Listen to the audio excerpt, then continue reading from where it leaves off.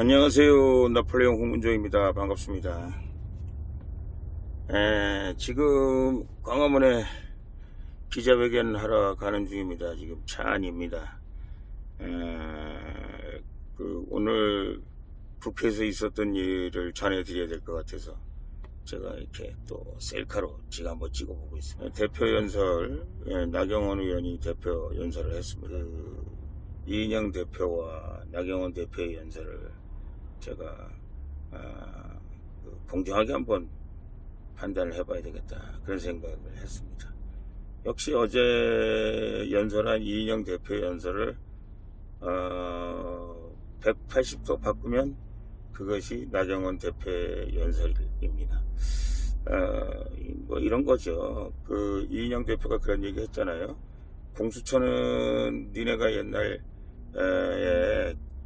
말하자면 한나라당 새누리당 시절에 그렇게 주장하더니 이제 와서 왜 공수처 반대하냐, 이거는 검찰개혁이다, 이렇게 얘기했잖아요. 그러니까 오늘 나경원 대표는 그렇게 얘기했어요. 아니, 이해찬 대표, 당신이 그때 우리가 지금 반대한 것처럼 공수처를 반대하지 않았냐, 그리고 이제 와서 무슨 또 공수처를 하자 그러냐, 말이 되지 않잖냐, 이런 얘기입니다. 그러면 제가 여러분들에게 판단을 해드릴게요. 그 당시 공수처하고 지금 공수처하고 많이 다릅니다. 뭐가 다르냐면요, 그 당시 공수처라는 건 진정한 의미에 있어서 검찰이 지금 비대해졌다는 건 다 똑같이 생각하잖아요. 그리고 검찰의 횡포라는 건 지금 자기들 스스로도 지금 여당이라고 말하는 사람들도 검찰 횡포에 대해서 얘기할 정도니까, 검찰의 횡포라는 건 아무리 강조해도 지나침이 없을 정도로 검찰의 횡포가 심하다, 이거는 말할 수 있습니다. 근데 이제 검찰 개혁을 하면서 공수처를 만드는데, 지금 여당이 하고자 하는 공수처는 뭐가 문제냐면요, 이 공수처에는 사실은 우리 대한민국의 민변이라고 여러분 잘 아십니다만은, 지금 우리 대법원장도 지금 계단을 몇 개 뛰어넘어서 지금 대법원장이 됐잖아요. 이른바 이제 서열을 파괴한 거죠. 서열 파괴한 것까지 누가 뭐라고 그랬습니까? 근데 예를 들면 이제 우리법연구원, 민변, 이런 사람들이 대한민국에 굉장히 이제 소수이긴 하나, 좋게 말하면 진보고 나쁘게 말하면 좌익이거든요. 이런 사람들이 지금 대법원을 비롯해서 법원을 잠식하고 있어요. 아직은 소수이긴 하나, 이 사람들이 중요 요직에 가고 이 사람들이 인사하기 시작하고 그러면 이제 우리법연구회가 득세하게 그렇게 되고, 결국은 대한민국 법원이 진보 좌익으로 기울어진다라는 이제 걱정을 하고 있는 거죠. 근데 이제 공수처는 완전히 민변이 장악하게 되어 있는 거거든요. 그래서 문제라는 거죠. 그래서 이거는 완전히 우리가 독재법이다. 그리고 대통령께서 지금 이미 민변에 어떤 사람들이 공수처에 갈 것이다, 그리고 민변에 어떤 사람들이 지금 법무부에 파견될 것이다, 그래서 완전히 민변공화국을 만들겠다, 이거 대통령의 손가락 하나 까딱하면 결국은 공수처는 대통령의 의지에서 만드는 그런 공수처가 될 것이다. 이게 사람들이 제일 큰 걱정거리거든요. 그래서 이제 공수처는 문제가 있다, 이렇게 말씀을 드리는 겁니다. 검찰 개혁에 관해서 누가 뭐라고 하겠습니까? 검찰 개혁해야죠. 그러나 지금 여당이 말하는 이 공수처법, 이 공수처를 통한 검찰 개혁, 이거는 아닙니다라는 말씀을 제가 공정하게 드립니다.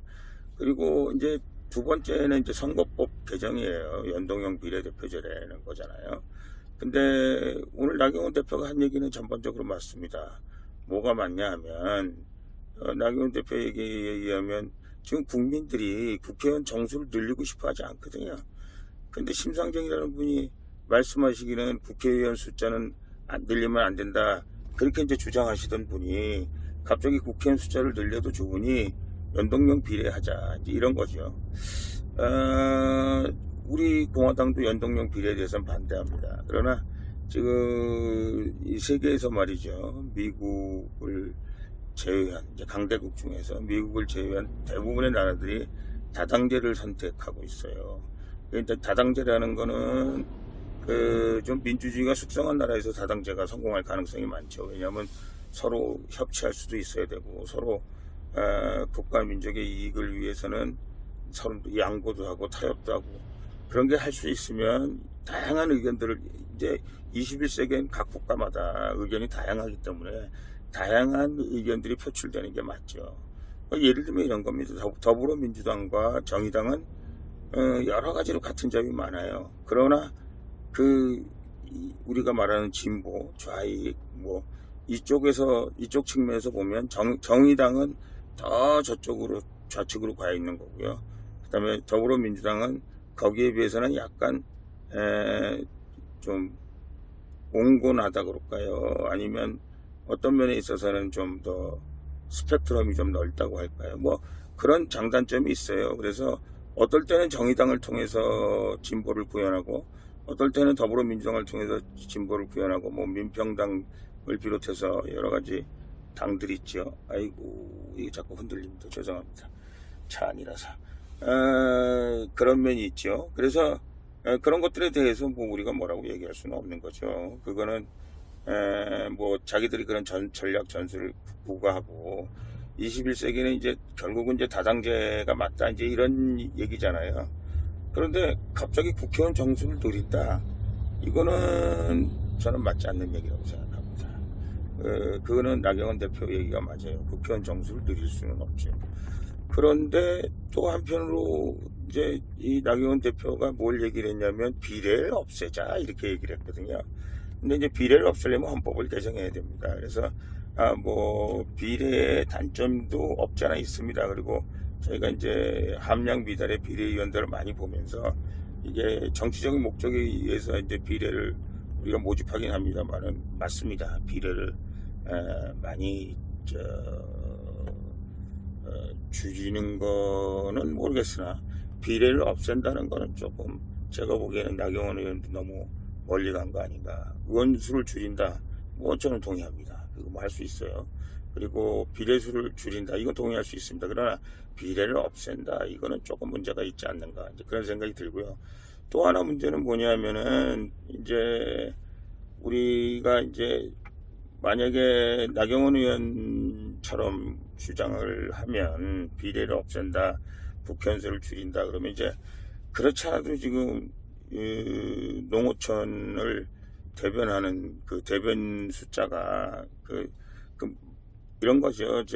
전라도, 경상도, 강원도 이런 데는 지역이 넓잖아요. 지역이 넓은데 국회는 한 사람이 말하자면 그 인구 때문에 할 수 없는 거죠. 우리 서울은 뭐 아파트 몇 개만 해도 인구가 뭐 10만, 20만 훌쩍 넘어가 버리니까 조금만 구호 하나만 해도 국회의원이 막 4명, 3명 막 이렇게 되는데 시골은 군을 몇 개 합치고 뭐 물 건너 바다 건너 막 이렇게 해가지고 지금 선거구가 만들어져 있거든요. 그러니까 이게 진정한 의미의 농어촌 그리고 소외받을 가능성이 많은 사람들의 의견을 대변하기 위해서는 국회의원 숫자를 너무 인구 비례로 줄이다 보면 시골에 있는 국회의원들이 많이 더 의견을 대변해야 될 사람들이 줄어드는 그런 결과를 초래한다. 뭐 이제 이런 이제 불만 사항들이 있는 거고 또 그것도 제가 보기에는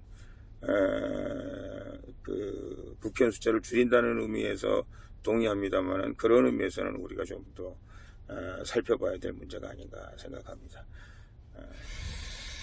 그래서 지금의 연동형 비례대표제라는 거는 사실은 국회를 3분의 2 이상 독식해서 결국은 이제 사법부, 청와대 다 이제 독식을 했으니까 이제는 국회까지 독식을 해서 고려연방제 하자는 거 아니냐. 이제 이 나라를 완전히 작용화된 나라 만들자는 거 아니냐. 이런 우려가 있습니다. 또 실질적으로 지금 연동형 비례대표제는 그런 독소적인 조항이 있어요. 그러나 연동형 비례대표제가 가지고 있는 그 다당제, 다양한 사람들의 의견을 개진할 수 있도록 하는 다당제라는 측면에 있어서는 우리가 고려해 볼 필요가 있다. 지금 연동형 비례는 안 되는 겁니다. 그러나 앞으로 제가 보기에는 우리가 다당제로 가야 된다 이런 생각이 들고요. 그런 의미에서 연동형 비례를 좀 더 여야가 이 문제에 관해서 허심탄회하게 대화해서 정말 이 선거법이라는 건 사실 여야가 이렇게 막 패스트 트랙에 올려가지고 막 치고받고 해서 만드는 법이 아니거든요. 서로 싫어도 밀고 당기고 하다가 결국은 합의해서 할 수밖에 없는 게 선거법 제도인데, 이번에는 여당이 좀 무리를 했죠. 그리고 뭐 아무리 본인들이 그거에 대해서 뭐 이러고 저러고 얘기를 해도 그거는 변명에 불과할 거라고 생각을 합니다. 그래서 지금이라도 대화에 나와서 해결을 했으면 좋겠다. 연설 끝내고 몇몇 그 의원들이 계십니다. 근데 나경원 의원 발언이 말이죠, 너무 그 한국당만 생각한, 그래서 국민 전체에 공감대 없다, 뭐 이런 얘기들을 이제 주로 하시면서, 실은 제일 아쉬운 점은 문재인 정권 탄생한 거에 대해서 이제 20대 국회에서 한번 정리를 해야 되잖아요. 탄핵이 왜 이루어졌느냐, 이건 탄핵이 무효다, 사실은 아무 죄 없는 대통령을 탄핵한 20대 국회라는 거 한번 정리하고, 또 그 문제를, 그러니까 야당 입장에서 얘기하는 겁니다. 탄핵된 대통령이 지금 이렇게 감옥에 들어가 있는데 이거를 이제 어떻게 하든지 사면 복권해야 된다는 얘기를 저는 꼭 했어야 된다고 생각하고요.